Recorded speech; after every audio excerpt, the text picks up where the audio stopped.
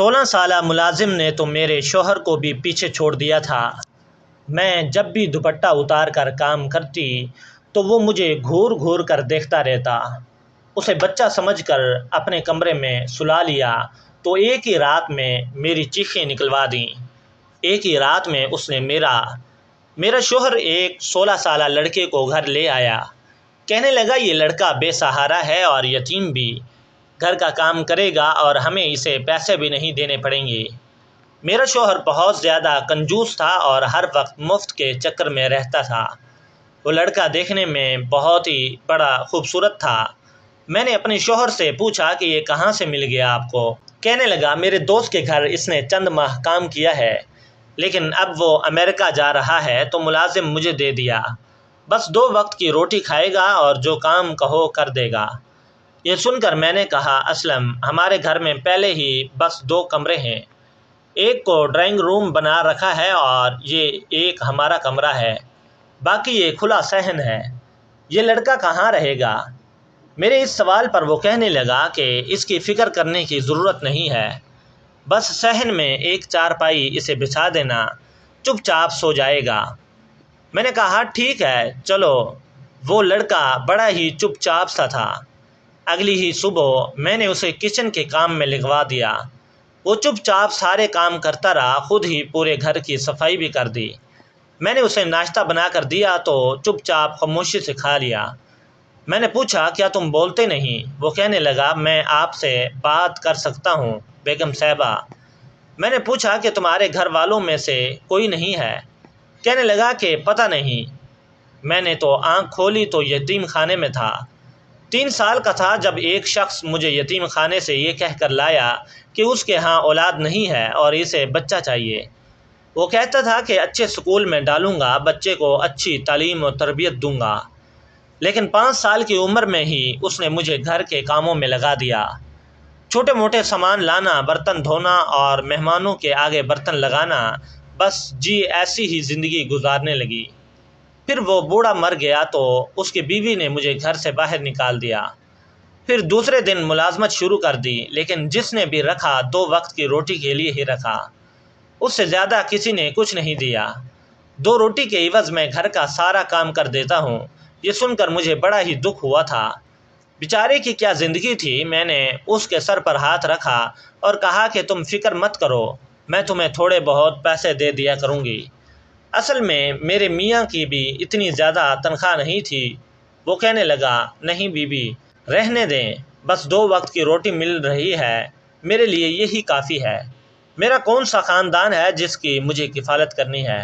میرے دل میں اس بچے کے لیے ہمدردی پیدا ہونے لگی، لیکن میں نہیں جانتی تھی کہ یہ ہمدردی مجھے بہت مہنگی پڑنے والی ہے۔ میرے شوہر کا کام کا سلسلہ کچھ ایسا تھا کہ کئی دنوں کے لیے دوسرے شہر بھی جانا پڑتا تھا۔ جس کمپنی میں وہ کام کرتا تھا اس کا باس میرے شوہر کو مہینے میں 3 دفعہ دوسرے شہروں میں آرڈر لینے کے لیے بھیجتا تھا۔ اب میرا شوہر دوسرے شہر جانا تو 3-4 دن بعد ہی واپس آتا تھا۔ ان دنوں میں گھر میں اکیلی رہتی تھی۔ میری شادی کو 4 سال کا عرصہ گزر گیا تھا، لیکن میرے ہاں اولاد نہیں ہوئی تھی۔ میں نے سوچا کہ اگر میں کسی یتیم بچے کے ساتھ اچھا برتاؤ کروں گی تو ہو سکتا ہے میری یہ بات میرے رب کو پسند آ جائے اور وہ مجھے صاحب اولاد کر دے۔ میں شاید ایک ہی غلطی کر بیٹھی تھی۔ میرا شوہر کچھ دن کے لیے کام کے سلسلے میں دوسرے شہر گیا تھا۔ گھر میں یا تو میں تھی یا پھر وہ یتیم ملازم لڑکا۔ میں کچن میں آٹا گوندھ رہی تھی جب وہ کچن میں آ گیا۔ میں کچن میں بغیر دوپٹے کے ہی کام کرتی تھی، لیکن میں نہیں جانتی تھی کہ اس لڑکے کی نظروں میں اس قدر بے باکی بھی ہو سکتی تھی۔ میں بغیر دوپٹے آٹا گوندھ رہی تھی جبکہ وہ برتن دھونے کے بہانے میرے پاس ہی کھڑا ہو گیا اور میں اس کے بالکل برابر ہی آٹا گوندھنے میں مصروف تھی۔ اپنی سوچوں میں گم تھی کہ اچانک مجھے اپنے وجود میں چونٹیاں رینگتی محسوس ہوئیں۔ ایسا لگ رہا تھا کہ کسی کی تیز نظر میرے وجود پر کسی آرے کی طرح وار کر رہی ہے۔ میں نے پلٹ کر دیکھا تو وہ لڑکا مجھے ہی دیکھ رہا تھا۔ میرے دیکھنے پر وہ ایک دم نظریں چرا کر برتن دھونے لگا۔ پہلے تو میں گھبرا گئی، فوراً سے میں نے کچن کے دروازے پر لٹکا ہوا اپنا دوپٹہ لیا اور خود ہی لپیٹا۔ آٹا گوندھ چکا تھا۔ میں نے اسے ڈبے میں ڈالا، فریزر میں رکھا اور فوراً کچن سے باہر نکل کر اپنے کمرے میں آ گئی۔ اپنے بیڈ پر بیٹھ کر یہ سوچنے لگی کہ آخر یہ لڑکا مجھے یوں کیوں دیکھ رہا تھا۔ لیکن پھر میں نے سوچا کہ شاید میرا وہم ہوگا، اتنا سا بچہ بھلا مجھے کیوں بری نظروں سے دیکھے گا۔ اللہ تعالیٰ نے عورت کی فطرت میں یہ بات شامل کر رکھی ہے کہ وہ اپنے اوپر اٹھنے والی ہر غلط نگاہ کو محسوس کر لیتی ہے، اور میں نے بھی ایسے ہی محسوس کیا تھا۔ لیکن اس بچے کا سوچ کر میں نے اس بات کو نظر انداز کر دیا۔ میں نہیں سمجھتی تھی کہ اس عمر میں بچہ ایسی گھٹیا حرکتیں کر سکتا ہے۔ جس طرح اس نے اپنی مظلومیت کے قصے سنائے تھے، میں تو اس سے ہمدردی جتانے لگی تھی۔ کچھ دیر بعد میں کمرے سے باہر نکلی، دیکھا وہ گھر کی صفائی کر رہا تھا۔ میں صوفے پر بیٹھ گئی اور اسے دیکھنے لگی۔ بظاہر اس میں مجھے کوئی برائی نظر نہیں آ رہی تھی، اپنے کام سے کام رکھنے والا تھا۔ میں نے سوچا شاید میں نے اس کے بارے میں غلط اندازہ لگایا تھا۔ کھانا کھانے کے بعد کہنے لگا، بیگم صاحبہ سردی بہت ہو گئی ہے، اگر آپ کو برا نہ لگے تو میں کمرے میں سو جاؤں۔ اس کی بات تو ٹھیک تھی، موسم سرما شروع ہو چکا تھا اور ہوا بھی ٹھنڈی چل رہی تھی۔ رات کو صحن میں ٹھنڈ محسوس ہوتی تھی۔ میں نے کہا، کہاں سو گے؟ میرے گھر میں تو کوئی دوسرا کمرہ ہے ہی نہیں۔ یہ کمرہ ہے جس میں نے اپنی سلائی کے لیے رکھا ہے۔ اس میں بہت ہی کپڑے بکھرے پڑے ہیں، کہیں سلائی مشین ہے، کہیں سینے والے کپڑے ہیں، اور چھوٹا سا کمرہ ہے۔ میری چیزیں تم ادھر ادھر کر کے لیٹ جاؤ گے اور میں پھر بعد میں ڈھونڈتی پھروں گی۔ کہنے لگا، تو آپ کے کمرے میں سو جاؤں؟ یہ سن کر میں چونکی تھی۔ وہ کہنے لگا، بیگم صاحبہ میں زمین پر بستر بچھا کر سو جاؤں گا، لیکن باہر مجھے بڑی ٹھنڈ لگتی ہے۔ میں نے ابھی تک سردیوں کے بستر اور رضائیاں نہیں نکالی تھیں۔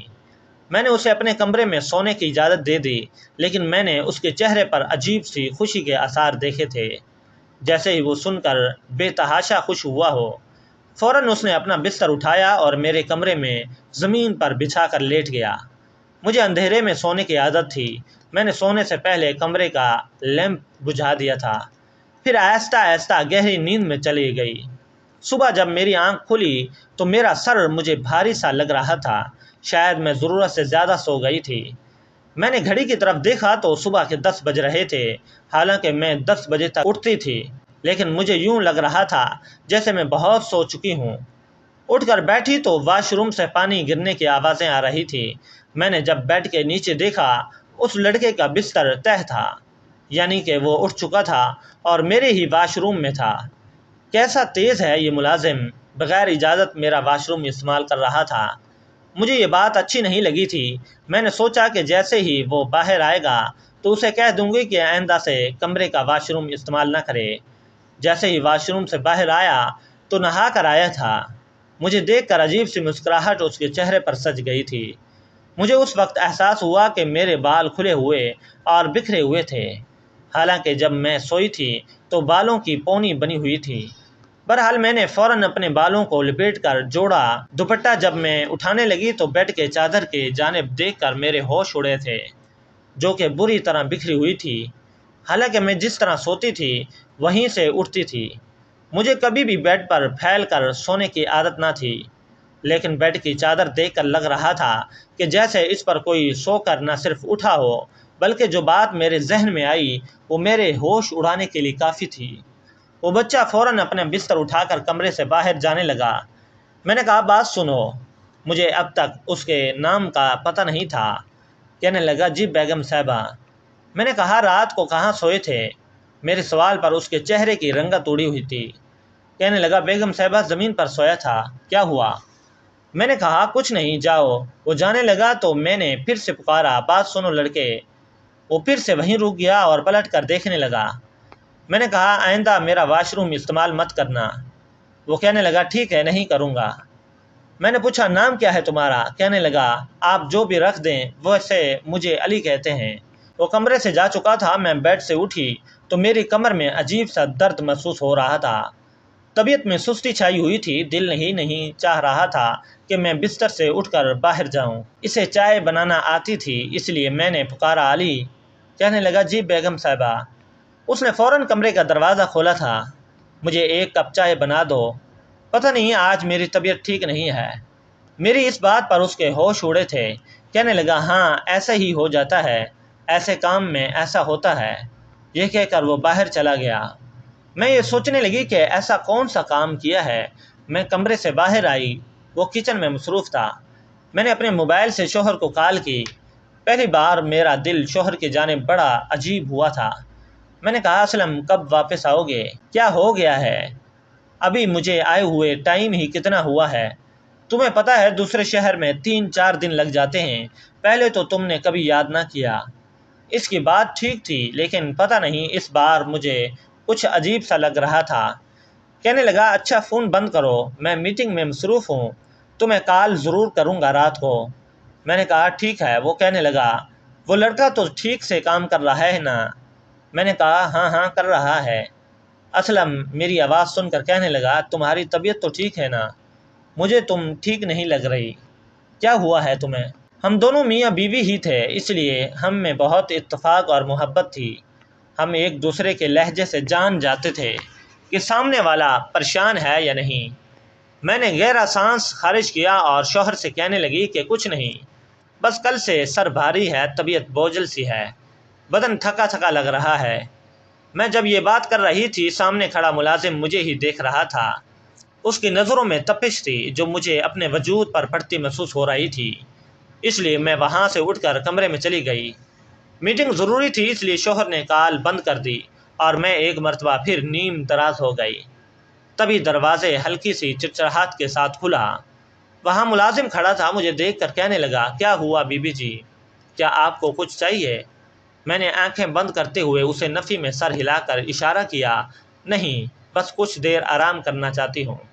میں نے آنکھیں بند کر کے محسوس کیا جیسے وہ دروازے کے پاس کھڑا مجھے گھور رہا ہو۔ اگلے ہی پل میں نے آنکھیں کھول کر دیکھا تو وہ ہڑبڑا کر اپنا چہرہ سنجیدہ کر چکا تھا۔ کہنے لگا بی بی جی مجھے آپ کی طبیعت ٹھیک نہیں لگ رہی، اگر آپ چاہیں تو میں سر کی مالش کر دیتا ہوں۔ میں بہت اچھی مالش کرتا ہوں، لیکن میں نے انکار کر دیا اور کہا کہ میرے لیے بس ایک کپ تیز پتی والی چائے لے آؤ، شاید سر کا درد ٹھیک ہو جائے۔ وہ تابعداری سے سر ہلا کر چلا گیا۔ کچھ دیر بعد چائے حاضر ہو گئی۔ پینے میں کافی کڑوی لگ رہی تھی، شاید اس نے پتی زیادہ ڈال دی تھی۔ بہرحال چائے پیتے ہی مجھے سکون سا محسوس ہونے لگا اور میں جلدی گہری نیند میں سو گئی۔ مجھے اس بات کی پرواہ نہ تھی کہ گھر کھلا پڑا ہے، کیونکہ مجھے اس ملازم پر پورا بھروسہ تھا اور اس نے پورے گھر کو اچھے سے سنبھالا تھا۔ میں اس وقت ایسی سوئی کہ رات کے 9 بج رہے تھے۔ جب میری آنکھ کھلی کمرہ ہلکی روشنی میں ڈوبا ہوا تھا۔ میں وقت دے کر بوکھلا گئی۔ بھوک سے میری حالت خراب ہو رہی تھی، سوائے ایک کپ چائے کے میں نے کیا پیا تھا۔ باہر آئی تو ملازم فوراً میرے پاس آیا۔ بی بی جی آپ کی طبیعت ٹھیک ہوئی؟ آپ کے لیے کھانا لگاؤں؟ وہ تو جیسے میرا انتظار کر رہا تھا۔ میں نے کہا تم نے مجھے جگایا کیوں نہیں؟ میں اتنی دیر تک کیسے سوئی رہی؟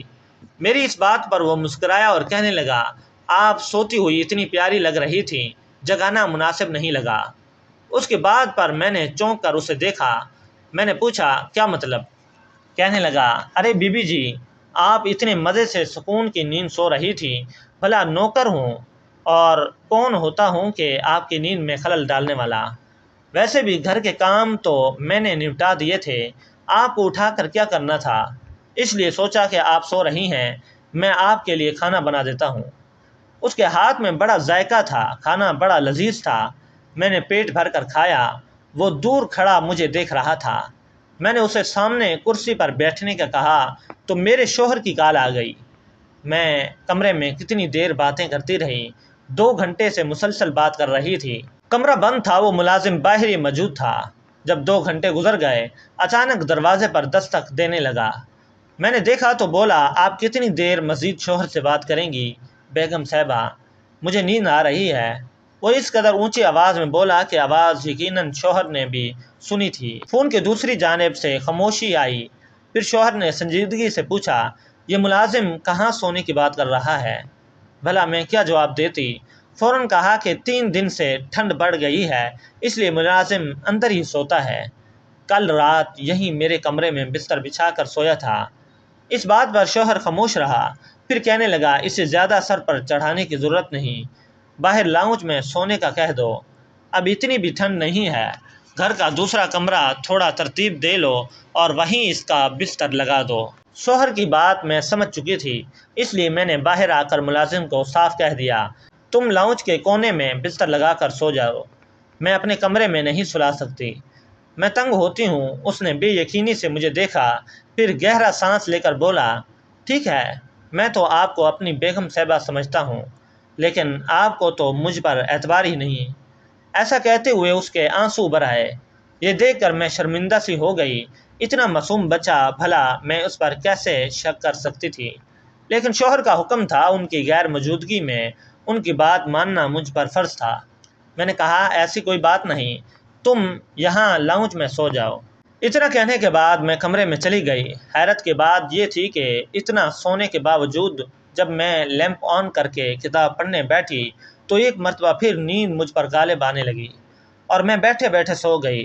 رات کا نہ جانے کون سا پہر تھا، جب میری آنکھ کھلی میں سمجھ رہی تھی کہ شوہر پاس موجود ہے، لیکن آنکھ کھولی تو ہوش اڑ گئے، شوہر تو گھر پر تھا ہی نہیں، اور جو منظر دیکھا وہ حیران کن تھا۔ ملازم دبے پاؤں اپنی شرٹ اٹھائے میرے کمرے سے باہر جا رہا تھا۔ میں نے اپنے حلیے پر غور کیا تو رونگٹے کھڑے ہو گئے۔ مجھے ایک پل میں اس نوکر سے خوف آنے لگا، میرا وجود درد سے ٹوٹ رہا تھا۔ میں فوراً واش روم چلی گئی۔ صاف ظاہر تھا کہ اس 16 سالہ لڑکے نے میرے ساتھ کچھ غلط کیا تھا۔